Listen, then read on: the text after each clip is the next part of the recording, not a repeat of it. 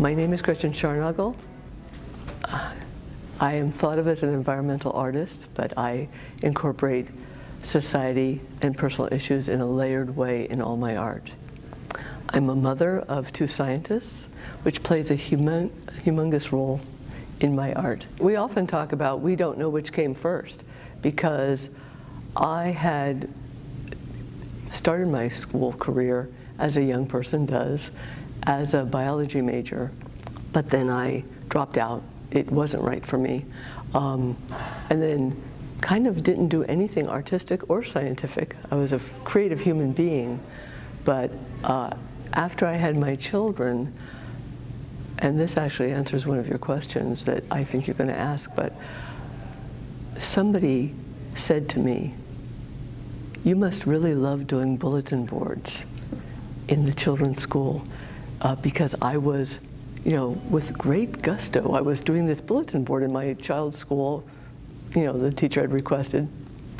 And I thought they were not saying this in a friendly manner, but it stuck in my head. It stuck in my head that, what was happening there? What was between me and that bulletin board anyway?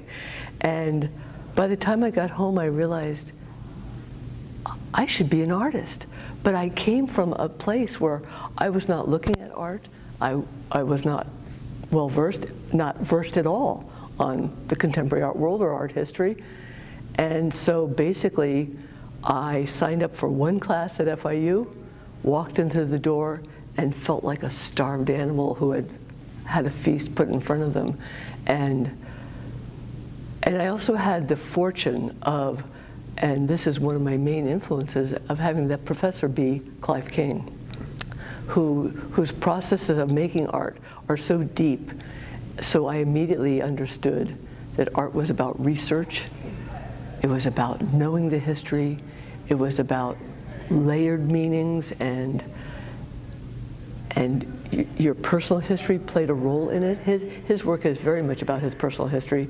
My undergraduate work was very heavily my personal history, which at some point turned into me creating my own mythology, which then led to my own mythology having a lot to do with nature and the earth, not so much the environment like we speak of it now, like the total, but let's say the things I could find in my backyard.